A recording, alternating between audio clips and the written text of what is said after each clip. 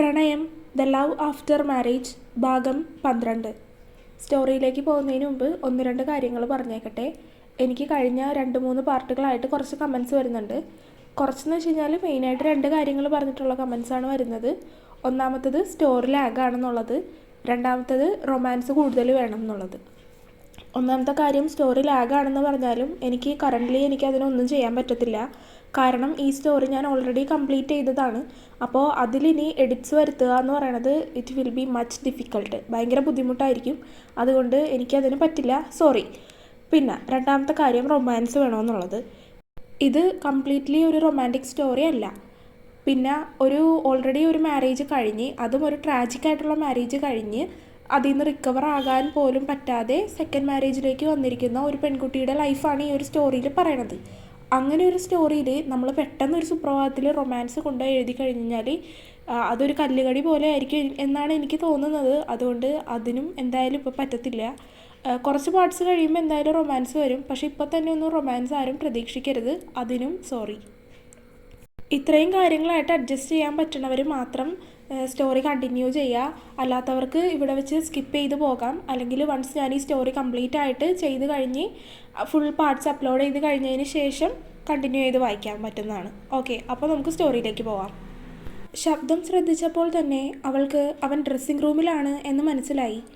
ബെഡിലേക്കിരുന്നപ്പോൾ തന്നെ അവൻ ഡ്രസ്സിംഗ് റൂമിൽ നിന്ന് പുറത്തേക്കിറങ്ങി. താനെന്താ ഇങ്ങോട്ട് വരാതിരുന്നത്? ഇറങ്ങിയപ്പോൾ തന്നെ കണ്ണൻ അവളോട് അതാണ് ചോദിച്ചത്. കണ്ണേട്ടൻ ഡ്രസ്സ് മാറുന്നത് കൊണ്ട് അവൾ വാക്കുകൾക്കായി പരതി. കണ്ണൻ വന്ന് പുഞ്ചിരിയോടെ ബെഡിലേക്കിരുന്നു. കോളേജ് എങ്ങനെയുണ്ട്? കുഴപ്പമില്ല. പക്ഷേ തൻ്റെ മുഖം കണ്ടിട്ട് അങ്ങനെ തോന്നുന്നില്ലല്ലോ. അവളുടെ മുഖത്തേക്ക് തന്നെ നോക്കിക്കൊണ്ട് അവൻ ചോദിച്ചു. അതേ നിമിഷം അവളും അവനെ കണ്ണുകൾ ഉയർത്തി ഒന്ന് നോക്കി. എന്താടോ? ആകെ വല്ലാതിരിക്കുന്ന അവളുടെ മുഖത്തേക്ക് നോക്കി തന്നെ അവൻ ചോദിച്ചു. എനിക്കെന്തോ ബുദ്ധിമുട്ട് പോലെ തോന്നുന്നു. കോളേജിൽ പോയി പഠിക്കാതെ ഓൺലൈനായിട്ട് പഠിക്കാൻ കഴിയുമോ? അവളുടെ വിഷമത്തോടെയുള്ള ആ ചോദ്യം കേട്ട് അവൻ അവളെ സംശയത്തോടെ നോക്കി. എന്താണിപ്പോൾ അങ്ങനെ ചിന്തിക്കാൻ എന്ന സംശയമായിരുന്നു അവനിൽ. എന്താ ഇപ്പോൾ അങ്ങനെ ചോദിക്കാൻ? ആരെങ്കിലും എന്തെങ്കിലും പറയുകയോ ചോദിക്കുകയോ ചെയ്തോ? അവൾ ഇല്ല എന്ന് തലയാട്ടി. പിന്നെന്താ കാര്യം? അവൻ അരുമയായി തന്നെ ചോദിച്ചു. അവളോട് ആരും അരുതാത്തതായി എന്തെങ്കിലും ചോദിക്കുകയോ പറയുകയോ ചെയ്തിട്ടില്ല. പിന്നെ അവളുടെ ഈ മാറ്റത്തിന് എന്താണ് കാരണമെന്നത് അവനിൽ ആകുലത നിറച്ചു. എനിക്ക് ക്ലാസ് റൂമിൽ പോയിരുന്നിട്ട് വല്ലാത്തൊരു ഇൻസെക്യൂരിറ്റി പോലെ തോന്നുന്നു. കഴിയാത്തതുപോലെ, ഒന്നുമായിട്ട് അങ്ങോട്ട് മിങ്കിളാവാൻ കഴിയാത്തതുപോലെ. അവളുടെ ശബ്ദത്തിൽ സങ്കടം കലർന്നിരുന്നു. അവളുടെ ആ ശബ്ദവ്യത്യാസത്തിൽ നിന്ന് തന്നെ അവൾ ആഗ്രഹിച്ച കാര്യം നടക്കാത്ത തരത്തിലുള്ള ഒരു വിഷമം അവൻ അനുഭവപ്പെട്ടു. എടോ, താനിങ്ങനെ വറീഡാവാൻ മാത്രം എന്താണ് കാരണം? ഇൻസെക്യൂരിറ്റി തോന്നാൻ മാത്രം ഇന്നൊന്നും ഉണ്ടായിട്ടില്ല എന്നും പറയുന്നു. അവന് എന്താണ് കാര്യം എന്ന് മനസ്സിലാകാത്തത് കൊണ്ട് വീണ്ടും അവളോട് അത് തന്നെ ചോദിച്ചു. അത് പിന്നെ കണ്ണേട്ടാ, അവിടെയുള്ള കുട്ടികളെല്ലാം ഇപ്പോൾ +2 കഴിഞ്ഞ് വന്നവരാണെന്ന് തോന്നുന്നു. അപ്പോൾ അതിനിടയിൽ അവരെക്കാൾ 3-4 വയസ്സിന് മൂത്തതായിട്ടുള്ള ഞാൻ. അവൾക്ക് ബാക്കി പറഞ്ഞു തീർക്കാൻ കഴിയുന്നുണ്ടായിരുന്നില്ല. എടോ, അവിടെ തന്നോടാരെങ്കിലും തൻ്റെ പ്രായം ചോദിച്ചോ? അവളുടെ പ്രശ്നം എന്താണ് എന്ന് മനസ്സിലായതും കണ്ണൻ അവളുടെ മുഖത്തേക്ക് നോക്കി തന്നെയാണ് അത് ചോദിച്ചത്. അവൻ്റെ ആ ചോദ്യത്തിന് അവൾ ഇല്ല എന്ന രീതിയിൽ തലയാട്ടി. എടോ, ഈ ഒരു കാര്യം ഞാൻ തന്നെ പഠിക്കാൻ ചേർക്കുന്നതിന് മുന്നേ തന്നെ സംസാരിച്ചു കഴിഞ്ഞതാണ്. ഈ കാലത്ത് വിദ്യാഭ്യാസം നേടുന്നതിൽ ഒരു വ്യത്യാസങ്ങളുമില്ല. അതിന് പ്രായമോ മതമോ ജാതിയോ നിറമോ അങ്ങനെയുള്ള ഒരു വ്യത്യാസങ്ങളുമില്ല. തൻ്റെ ക്ലാസ്സിൽ ചിലപ്പോൾ തന്നിലും പ്രായമുള്ള ഒരുപാട് പേരുണ്ടാവാം. ചിലപ്പോൾ അങ്ങനെയുള്ളവരുണ്ടാവാതെയും ഇരിക്കാം. അതൊന്നും ഒരു പ്രശ്നമല്ല. എന്നാലും അതൊരു പോരായ്മയായിട്ട് കരുതേണ്ട കാര്യമില്ല. പക്ഷേ കണ്ണേട്ടാ, ഒരു പക്ഷേയുമില്ല പാർവതി. പറയാനുള്ള കാര്യങ്ങളെല്ലാം ഞാൻ തനിക്ക് വ്യക്തമായി പറഞ്ഞു മനസ്സിലാക്കി തന്നതാണ്. ഇനിയും തനിക്ക് അത് മനസ്സിലായിട്ടില്ല എങ്കിൽ നമുക്ക് ഓഫ്ലൈനായിട്ട് ക്ലാസ് പോകാതെ ഓൺലൈനായിട്ട് നോക്കാം. അല്ലാതെ തനിക്കിഷ്ടമല്ലാത്തൊരു കാര്യം ഞാൻ തന്നെ അടിച്ചേൽപ്പിക്കാൻ ശ്രമിക്കുന്നില്ല. അവൾക്ക് ഇഷ്ടമല്ലാത്ത കാര്യമൊന്നും നിർബന്ധിച്ച് ചെയ്യേണ്ട എന്ന തീരുമാനത്തിൽ കണ്ണൻ അവളോട് അങ്ങനെ പറഞ്ഞു. അവളെ നോക്കുമ്പോൾ ശ്രീ കാര്യമായ എന്തോ ആലോചനയിലാണ്. പാർവതി എന്ത് തീരുമാനിക്കുന്നു? ഞാൻ ക്ലാസ്സിൽ തന്നെ പോയിക്കോളാം കണ്ണേട്ടാ, ഓൺലൈനായിട്ട് വേണ്ട. ആ സമയത്ത് അവളുടെ ശബ്ദത്തിലും അല്പം ഉറപ്പ് കൂടുതലായിരുന്നു. എടോ, തന്നോട് ഞാനൊരു കാര്യം പറയട്ടെ? അവൻ്റെ ചോദ്യത്തിന് അവൾ സമ്മതമെന്ന രീതിയിൽ തലയാട്ടി. ഒരിടത്ത് തോറ്റുപോയി എന്ന് കരുതി എല്ലായിടത്തും തോൽക്കുമെന്ന് വിശ്വസിച്ചാൽ അത് ശരിയാവുമോ പാർവതി? അതുകൊണ്ട് ജീവിതത്തിൽ തോൽവികൾ ഉണ്ടാവുക എന്നത് സ്വാഭാവികമാണ്. അതിൽ നിന്നും വിജയത്തിലേക്ക് എത്തുക എന്നതാണ് നമ്മുടെ ലക്ഷ്യം. അവൻ പറഞ്ഞു കൊടുത്തതും അവൾ തലയാട്ടി. അപ്പോൾ ക്ലാസ്സിൽ പോയാലും ദേവൂട്ടി തൻ്റെ കൂടെ ഉണ്ടാവും. എന്നാലും ഏതെങ്കിലും ഒരു ഘട്ടത്തിലെങ്കിലും തനിക്ക് എവിടെയെങ്കിലും ഒറ്റയ്ക്ക് നേരിടേണ്ട പ്രശ്നങ്ങളോ സന്ദർഭങ്ങളോ ഉണ്ടായാലും അത് നേരിടാനുള്ളൊരു മനസ്സ് തനിക്കുണ്ടാവണം. അത് പറഞ്ഞ് അവൻ കട്ടിലിൽ നിന്ന് എഴുന്നേറ്റു. കണ്ണേട്ടാ. അവൻ കട്ടിലിൽ നിന്ന് എഴുന്നേറ്റതും പിന്നിൽ നിന്നും അവളുടെ വിളി കേട്ട് അവൻ തിരിഞ്ഞു നോക്കി. ആരൊക്കെ കൂടെയുണ്ടെങ്കിലും ഒടുക്കം നമുക്ക് നമ്മൾ മാത്രമേ ഉണ്ടാവുകയുള്ളൂ അല്ലേ കണ്ണേട്ടാ?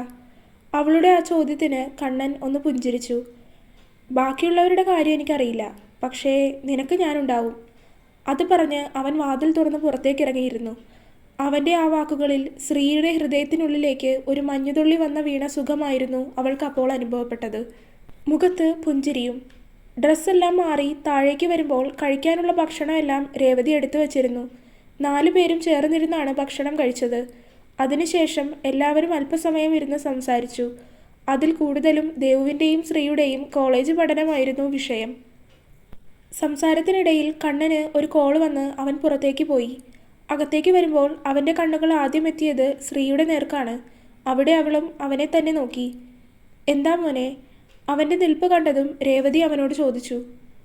കമ്പനിയിൽ നിന്നാണ് വിളിച്ചത്. ഈ ആഴ്ച തന്നെ അങ്ങോട്ട് വരാൻ പറഞ്ഞു. അത് പറയുമ്പോൾ അവൻ്റെ കണ്ണുകൾ ശ്രീയുടെ നേർക്കൊന്നു പോയി. 2 ആഴ്ച കഴിഞ്ഞ് വന്നാൽ മതി എന്നല്ലേ അവർ പറഞ്ഞത്? കണ്ണൻ്റെ അമ്മ ചോദിച്ചു. അങ്ങനെയാണ് പറഞ്ഞിരുന്നത്. ബട്ട് ഞാൻ നിങ്ങളോടൊരു കാര്യം മറച്ചു വെച്ചിട്ടുണ്ട്. അത് പറയാൻ സമയമായിട്ടില്ല. സോ അതിൻ്റെ ആവശ്യത്തിന് വേണ്ടിയാണ് ഞാനിപ്പോൾ പോകുന്നത്. അതുകൊണ്ട് എനിക്ക് മാറ്റി വയ്ക്കാൻ പറ്റില്ല. കണ്ണൻ വിശദീകരിച്ചു. ശ്രീ അവനെ തന്നെ നോക്കിയിരിക്കുകയാണ്. അവളുടെ അത്ര നേരവും തെളിമയോടെ നിന്ന മുഖം ഈ ഒരു കാര്യം കൊണ്ട് മങ്ങിപ്പോയിരുന്നു. അത് എല്ലാവരും ശ്രദ്ധിക്കുകയും ചെയ്തു. അവളുടെ സങ്കടം നിറഞ്ഞ മുഖഭാവം കണ്ട് രേവതിക്ക് സങ്കടമായി എങ്കിലും അതിലുപരി അവർക്കത് സന്തോഷമാണ് ഉണ്ടാക്കിയത്. കാരണം ശ്രീയുടെ ഉള്ളിൽ കണ്ണനോട് എന്തോ ഒരു ഇഷ്ടമുണ്ട് എന്നുള്ളത് അവർക്ക് മനസ്സിലായി. രാത്രിയിലെ ഭക്ഷണം കഴിഞ്ഞ് റൂമിലേക്ക് നടക്കുമ്പോൾ ശ്രീയുടെ ഉള്ളിൽ ഒരു വിങ്ങലായിരുന്നു. അവൻ പോകുന്നത് കൊണ്ടാണത് എന്നവൾക്ക് മനസ്സിലായി. പക്ഷേ എന്തിന്? അതിനുള്ള ഉത്തരം എന്താണെന്ന് പോലും അവൾക്കറിയില്ലായിരുന്നു. എന്താണ് തൻ്റെ മനസ്സിൽ? ആഴ്ചകൾ മാത്രം പരിചയമുള്ള ആളോട് ഇത്രയും അടുക്കാൻ മാത്രം എന്താണുള്ളത്? അവളുടെ മനസ്സിൽ അങ്ങനെയുള്ള 1000 ചോദ്യങ്ങൾ ഒരേ സമയം ഉയർന്നു. മുറിക്കകത്തേക്ക് കയറുമ്പോൾ തന്നെ പതിവ് പോലെ അകത്ത് ഗാനമേളയാണ്. കൂടെ അവൻ്റെ മൂളലും. ആൾ ബാൽക്കണിയിലാണെന്ന് മനസ്സിലായി. അങ്ങോട്ടുള്ള വാതിൽ തുറന്നു കിടക്കുന്നുണ്ട്. മറ്റൊന്നും ചിന്തിക്കാതെ അവളുടെ കാലുകൾ അങ്ങോട്ട് ചലിച്ചു. പിന്നിൽ അവളുടെ നിഴലനക്കം കണ്ടപ്പോൾ തന്നെ ബാൽക്കണിയിലെ സോഫയിലിരുന്നിരുന്ന കണ്ണൻ തിരിഞ്ഞു നോക്കി. ആ നോട്ടം കണ്ടപ്പോൾ തന്നെ ശ്രീക്ക് മനസ്സിലായി ഇത്ര നേരവും അവൻ തന്നെ കാത്തിരിക്കുകയായിരുന്നു എന്ന്. മറ്റൊന്നും പറയാതെ അവൾ സോഫയിലേക്കിരുന്നു. അവളുടെ മുഖം ആകെ മങ്ങിയിരുന്നു. മനസ്സാകെ വല്ലാത്തൊരു ഭാരം വന്ന് നിറയുന്നത് പോലെയാണ് അവൾക്ക് തോന്നിയത്. പാർവതി. അവൻ്റെ പൗരുഷം നിറഞ്ഞ ശബ്ദം അപ്പോഴേക്കും അവളെ തേടിയെത്തിയിരുന്നു. മങ്ങിയ മുഖത്തോടെ അവൾ അവനെ നോക്കി. എന്താ ഇങ്ങനെ ഗ്ലൂമി ആയിട്ടിരിക്കുന്നത്? പക്ഷേ അവൻ്റെ ആ ചോദ്യത്തിന് മങ്ങിയ മുഖത്തോടെയുള്ള അവളുടെ നോട്ടമായിരുന്നു അവന് തിരികെ ലഭിച്ചത്. എന്താ? അവൻ വീണ്ടും ചോദിച്ചു. നിങ്ങൾ മജീഷ്യനാണോ? അവൻ്റെ പൂച്ച കണ്ണുകളിലേക്ക് നോക്കി ഒട്ടും പതറാതെയുള്ള അവളുടെ ചോദ്യം. പക്ഷേ അവളുടെ ആ ചോദ്യത്തിൽ അവൻ്റെ കണ്ണുകൾ ഒന്ന് വിടർന്നു പോയി. എന്താണ് അവൾ അങ്ങനെ പറഞ്ഞത് എന്നറിയാനുള്ള ഒരാകാംക്ഷ അതിൽ നിറഞ്ഞു. എന്താ ഇപ്പോൾ അങ്ങനെയൊരു ചോദ്യം? അവനും തിരികെ ചോദിച്ചു. വെറുതെ ചോദിച്ചതാണ്. അവളുടെ ശാന്തമായ മറുപടി. അവൻ്റെ ഉള്ളം ഒന്ന് തണുത്തുപോയി. ശരിക്കും നാളെ പോകുമോ? നാളെയല്ല, മറ്റന്നാൾ പോകും. ശബ്ദത്തിൽ അല്പം അയവ് വരുത്തി അവൻ പറഞ്ഞു. അവളുടെ നോട്ടം അവൻ്റെ നേർക്കായി. ഇനി എന്നാ വരിക? കുറഞ്ഞത് 1 മാസം വേണ്ടി വരും. പറഞ്ഞല്ലോ, അവിടെ അത്യാവശ്യമായിട്ടൊരു കാര്യം ചെയ്യാനുണ്ട്. അതിനുവേണ്ടി പോകുവാണ്. അതുകൊണ്ട് കറക്റ്റായിട്ട് പോയി എപ്പോൾ വരുമെന്ന് പറയാൻ പറ്റില്ല. അവൻ പറഞ്ഞതും അവളൊന്ന് മൂളി. താനായിട്ട് പോവാമെന്ന് കരുതി. ബട്ട് തനിക്ക് ക്ലാസ് ഉള്ളതല്ലേ? അതിന് അവൾ വിഷമത്തോടെ ഒന്ന് മൂളി. ഇനി പോകുമ്പോൾ തന്നെ കൊണ്ടുപോവാം. ഇപ്പോൾ കൊണ്ടുപോയാൽ എനിക്ക് തന്നെ ശ്രദ്ധിക്കാൻ പറ്റിയെന്നൊന്നും വരില്ല. ആകെ തിരക്കായിരിക്കും. അവിടെ താൻ ഒറ്റയ്ക്ക് ശരിയാവില്ല. പരിചയമില്ലാത്ത സ്ഥലമല്ലേ. മറുപടിയൊന്നും പറയാതെ അവൾ അതെല്ലാം കേട്ടിരുന്നു. തനിക്കെന്തെങ്കിലും പറയാനുണ്ടോ? അവളുടെ നിശബ്ദമായിട്ടുള്ള ഇരിപ്പ് കണ്ടതും അവൻ വീണ്ടും ചോദിച്ചു, നിങ്ങളെന്തിനാ എന്നെ വിവാഹം കഴിച്ചത്? പെട്ടെന്നുള്ള ഒരു തോന്നലിൽ അവൾ അവനിലേക്ക് തിരിഞ്ഞിരുന്നു കൊണ്ട് ചോദിച്ചത് അതുമാത്രമാണ്. അവൻ ചോദിച്ചതിനല്ലാതെ മറ്റെന്തിനോ എന്നതുപോലെയാണ് അവൾ ഉത്തരം നൽകുന്നത്. അവളുടെ ആ ചോദ്യത്തിൽ അവൻ്റെ പുരികം ഒന്ന് ചുളിഞ്ഞു. പെട്ടെന്ന് അവളുടെ ആ ചോദ്യത്തിൻ്റെ പ്രസക്തി അവന് മനസ്സിലായില്ല എങ്കിലും വീണ്ടും ഒന്ന് ആലോചിച്ചപ്പോൾ എന്തൊക്കെയോ പിടികിട്ടിയെങ്കിലും അവൻ്റെ മുഖത്ത് സംശയമാണ് അപ്പോഴും നിറഞ്ഞു നിന്നത്. അവളുടെ ഉള്ളിൽ എന്തൊക്കെയോ നീറിപ്പുകയും പോലെ തോന്നി കണ്ണന്. എന്താ ഇപ്പോൾ ഇങ്ങനെയൊക്കെ ചോദിക്കാൻ? പരസ്പരം ബന്ധമില്ലാത്ത ഓരോന്ന്. ഞാൻ ചോദിച്ചതിന് ഉത്തരം പറയ് കണ്ണേട്ടാ. എന്തിനാ എന്നെ വിവാഹം ചെയ്തത്? അറിയണോ? അവളെ നോക്കാതെ തന്നെ അവൻ ചോദിച്ചു. അതെളുപ്പമാണ്. എനിക്ക് തന്നെ ഇഷ്ടപ്പെട്ടു, കല്യാണം കഴിച്ചു. സിമ്പിൾ. ചുരുങ്ങിയ വാക്കുകൾ കൊണ്ട് തന്നെ അവളുടെ ചോദ്യത്തിനുള്ള മറുപടിയും അവൻ കൊടുത്തു കഴിഞ്ഞു. ശ്രീ അതിനൊന്ന് പുഞ്ചിരിച്ചു. അവൻ്റെ മുഖഭാവത്തിൽ നിന്ന് തന്നെ വ്യക്തമാണ് എന്തൊക്കെയോ അവൻ മറച്ചു പിടിക്കുന്നുണ്ട് എന്നുള്ളത്. എങ്കിലും അത് അവനായിട്ട് തന്നെ പറയട്ടെ എന്ന് കരുതി ശ്രീ പിന്നീട് അവനോട് ഒന്നും ചോദിക്കാൻ നിന്നില്ല. കിടക്കാം നമുക്ക്. ആ സംസാരം അധികം നീണ്ടുപോകാതിരിക്കാനാണോ ഇല്ലയോ എന്നറിയില്ല. കണ്ണൻ വേഗം തന്നെ അവളോട് കിടക്കാമെന്ന് പറഞ്ഞു. പിറ്റേ ദിവസം രാവിലെ കണ്ണൻ എഴുന്നേൽക്കുന്നതിലും മുന്നേ തന്നെ ആദ്യം ഉണർന്നത് ശ്രീയാണ്. എഴുന്നേറ്റിരുന്ന് മുടിയെല്ലാം കൂടി വാരി ഉച്ചിയിൽ കെട്ടിവെച്ചു. ശേഷം തനിക്കരികിലായി കിടക്കുന്നവനെ ഒന്ന് നോക്കി. അവൻ ശാന്തമായി ഉറങ്ങുകയാണ്. ഇത്ര നാളുണ്ടായതിൽ അപൂർവമായ കാഴ്ചകളാണ് അവൻ കിടന്നുറങ്ങുന്നത് താൻ കാണുക എന്നത്. വല്ലപ്പോഴും മാത്രമാണ് അങ്ങനെ ഉണ്ടായിട്ടുള്ളത്. അല്ലെങ്കിൽ എപ്പോഴും കണ്ണനാവും ആദ്യം ഉണരുക. അവൾ അവനെ തന്നെ ഒന്ന് നോക്കിയിരുന്നു പോയി. ആദ്യമായി. അല്ലെങ്കിൽ അവനെ കാണുമ്പോൾ തന്നെ മനസ്സാകെ ഒരുതരം പിടപ്പ് പോലെയാണ്. പൂമ്പാറ്റ പാറും പോലെ ഒരു തോന്നൽ. അങ്ങനെ തോന്നുമ്പോൾ തന്നെ അവനെ നോക്കാനുള്ളൊരു ശേഷി കണ്ണുകൾക്കില്ലാത്തതുപോലെ തോന്നും. അവൻ്റെ മുഖത്താകമാനം അവളുടെ കണ്ണുകൾ ഓടി നടന്നു. ചെറിയ മുഖമാണ്, കുഞ്ഞു നെറ്റി, കോലൻ മുടികൾ. അത് നെറ്റിയിലേക്കെല്ലാം വീണ് കിടക്കുന്നുണ്ട്. അത്യാവശ്യം വെളുത്ത നിറമാണ്. എങ്കിലും നല്ല വെളുപ്പല്ല. ഒരുതരം ചുവപ്പാണ് അവൻ്റെ സ്കിൻ കളർ. ചുവന്ന മുഖമാണ്. അതിന് ചേല് പോലെ കുറ്റിത്താടിയൊക്കെയുണ്ട്. അതിനെല്ലാം ഉപരി കവിളിലെ ചിരിക്കുമ്പോൾ മാത്രം തെളിഞ്ഞു വരുന്ന നുണക്കുഴിയും പിന്നെ പൂച്ച കണ്ണുകളുമാണ്. അവളുടെ നോട്ടം അവൻ്റെ മുഖത്ത് തന്നെ തങ്ങി നിന്നു. അവനൊന്ന് അനങ്ങിയതും ശ്രീ ഞെട്ടലോടെ കട്ടിലിൽ നിന്ന് എഴുന്നേറ്റിരുന്നു. പിന്നീട് അവനെ ഒന്ന് തിരിഞ്ഞു നോക്കുക പോലും ചെയ്യാതെ ഡ്രസ്സെല്ലാം എടുത്ത് അവൾ ബാത്റൂമിലേക്ക് ഓടിക്കയറി. കുളി കഴിഞ്ഞിറങ്ങുമ്പോഴും അവൾ നോക്കുമ്പോൾ അവൻ അങ്ങനെ തന്നെ കിടപ്പാണ്. മറ്റൊന്നിനും നിൽക്കാതെ അവൾ താഴേക്ക് നടന്നു. അവിടെ അടുക്കളയിൽ അമ്മയൊക്കെ സംസാരിച്ച് നിൽക്കുന്നുണ്ട്. നേരെ അങ്ങോട്ട് നടന്നു. ചായയൊക്കെ കുടിച്ച് അവിടെ സഹായിച്ചൊക്കെ നിൽക്കുമ്പോഴാണ് ദേവു വരുന്നത്. കുളിച്ചിട്ട് പോലുമില്ല, പല്ല് തേച്ച് ഇറങ്ങി വന്നിരിക്കുകയാണ്. ആ കോലത്തിൽ അവളെ കണ്ടപ്പോൾ മുതൽ അമ്മ തുടങ്ങി. കുളിയും നനയും ഇല്ലാതെ വന്നു എന്നൊക്കെ പറഞ്ഞ്. ശ്രീ അത് കേട്ട് ചിരി കടിച്ചു പിടിച്ചു നിന്നു. അത് കണ്ടതും എല്ലാവരോടും കെറുവിച്ച് ദേവു അകത്തേക്ക് നടന്നു. അമ്മ. അവളുടെ ഓരോ സംസാരങ്ങളും കാര്യങ്ങളുമൊക്കെ പറഞ്ഞു നിൽക്കുന്ന സമയമാണ് വീണ്ടും ആ ശബ്ദം. ശ്രീയുടെ അടിവയറിൽ ഒരു മഞ്ഞ് വന്ന് വീണ സുഖം പോലെ. കേൾക്കാൻ കാത്തിരുന്നത് പോലെ അവളുടെ ശ്രദ്ധ അടുക്കളവാതിൽക്കലേക്ക് പോയി. അവിടെ അവനെ കാണാനില്ല. ഡൈനിങ് റൂമിലുണ്ടാവും അവൻ. മോള് പോയി ചായ കൊടുത്തിട്ട് വാ. കണ്ണൻ്റെ ശബ്ദം കേട്ടതുകൊണ്ട് രേവതി ശ്രീയോട് വേഗം പറഞ്ഞു. ശ്രീ മടിയൊന്നും കൂടാതെ അവനുള്ള ചായയുമായി അവനടുത്തേക്ക് നടന്നു. ചായ കയ്യിലേക്ക് വാങ്ങി അവൻ അവളെ ഒന്ന് നോക്കി. ആ നോട്ടത്തിൽ എന്തോ ഒരു കുഴപ്പമില്ലേ? ശ്രീക്ക് തോന്നാതെ ഇരുന്നില്ല. എങ്കിലും അത് കാര്യമാക്കാതെ അവൻ കുടിച്ച ചായക്കപ്പുമായി അവൾ അടുക്കളയിലേക്ക് നടന്നു. അധികം താമസിക്കാതെ കോളേജിലേക്ക് പോകാൻ ഇറങ്ങി. ഇന്നു മുതൽ ബസ്സിൽ പോകാനാണ് കണ്ണൻ പറഞ്ഞത്. കാരണം നാളെ മുതൽ അവനുണ്ടാവില്ല. അപ്പോൾ ബസ്സിന് പോയി പഠിച്ചില്ല എങ്കിൽ ശരിയാവില്ല. അങ്ങനെ അവൻ പറഞ്ഞത് കൊണ്ട് രണ്ടുപേരും എതിർത്തില്ല. കാരണം ഇന്നല്ലെങ്കിൽ നാളെ അത് ശീലമാവണമല്ലോ. അങ്ങനെ റെഡിയായി ഇരുവരും ഇറങ്ങി. ടെൻഷനുണ്ടോ ഏട്ടത്തി? മുഖത്താകെ ഒരുതരം പരിഭ്രമം നിറഞ്ഞു നടക്കുന്നവളെ നോക്കി ദേവു ചോദിച്ചു. അവളുടെ മുഖഭാവം തന്നെ അങ്ങനെയാണ്. ഇല്ല. അങ്ങനെ പറഞ്ഞുവെങ്കിലും അവളുടെ മനസ്സിൽ ഒരു പരിഭ്രമവും പേടിയും ഉണ്ടായിരുന്നു. ബസ് ഇറങ്ങി കോളേജിലേക്ക് നടക്കുമ്പോൾ തന്നെ ഹിമയെ കിട്ടി. ആള് കോളേജിലേക്ക് വരികയായിരുന്നു.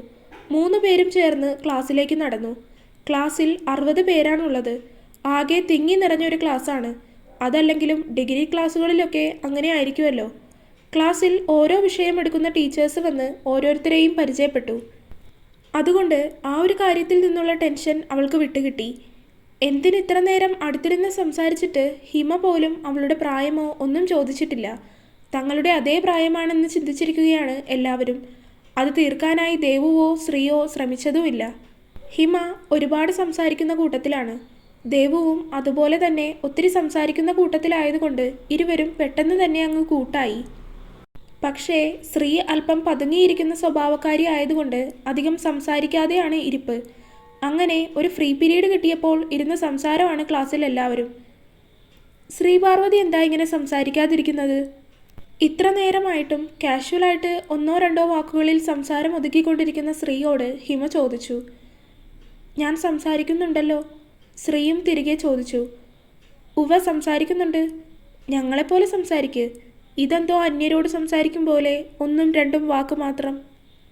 ഹിമ അല്പം പരിഭവത്തോടെയാണ് ചോദിച്ചത്. അതങ്ങനെയാണ് ഹിമ. ശ്രീ അധികം സംസാരിക്കാത്ത ടൈപ്പാണ്. ഇൻട്രോവേർട്ടാണോ? ഹിമ കണ്ണു ചുരുക്കി അവളോട് ചോദിച്ചു.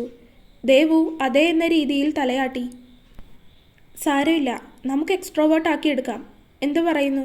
ഹിമ ശ്രീയെ നോക്കി പറഞ്ഞ് ദേവുവിനെ നോക്കി പുരികമുയർത്തി. ദേവു തലയാട്ടി. രണ്ടുപേരുടെയും നോട്ടം ശ്രീയുടെ നേർക്കായി. ശ്രീ ഒന്നും മനസ്സിലാവാതെ രണ്ടുപേരെയും മാറി മാറി നോക്കി. അപ്പോഴേക്കും ഇൻ്റർവെല്ലിനുള്ള ബെല്ലടിച്ചു. വാ, നമുക്ക് ക്യാൻറ്റീൻ വരെ പോകാം. ഹിമ ആദ്യം തന്നെ എഴുന്നേറ്റു. പിറകെ ദേവുവും. ശ്രീ വരുന്നില്ല എന്ന് പറഞ്ഞ് കുറേ ഒഴിവ് പറഞ്ഞുവെങ്കിലും ഒടുക്കം രണ്ടുപേരുടെയും നിർബന്ധത്തിന് പോകേണ്ടി വന്നു. തുടരും. അപ്പോൾ വീഡിയോ കണ്ടവരെല്ലാവരും വീഡിയോ ലൈക്ക് ചെയ്യുക, ചാനൽ സബ്സ്ക്രൈബ് ചെയ്യുക, അഭിപ്രായങ്ങൾ കമൻ്റായിട്ട് അറിയിക്കുക. അപ്പോൾ അടുത്ത ഭാഗമായിട്ട് വേഗം വരാം. അതുവരേക്കും ബൈ.